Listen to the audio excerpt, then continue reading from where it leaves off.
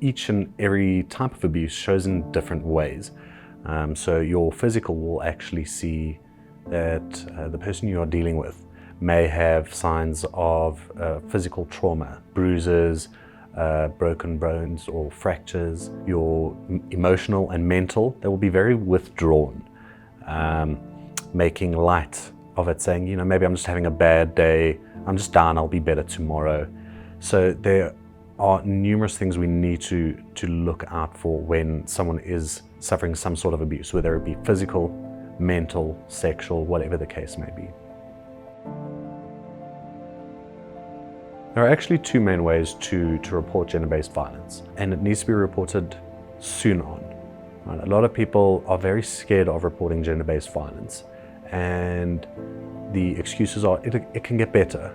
You know, the person can change, and this is not always the case. So when you start noticing a problem, whether in yourself or in someone else, you can report it.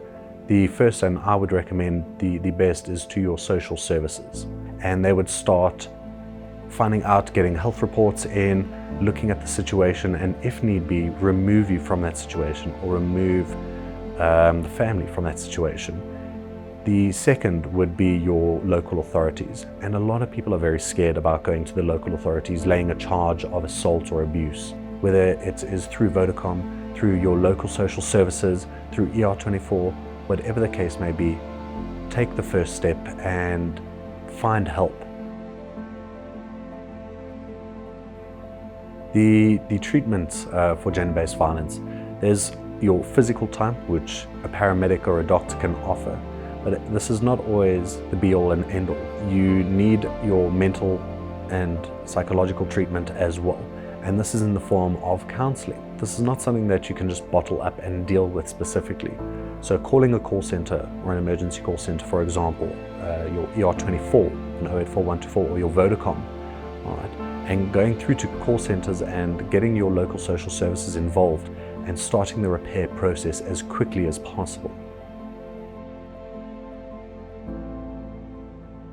Men need to take accountability for their actions, whether it be your several types of abuse. Noticing that you have a problem is one of the first steps in changing your problem, changing the whole habit.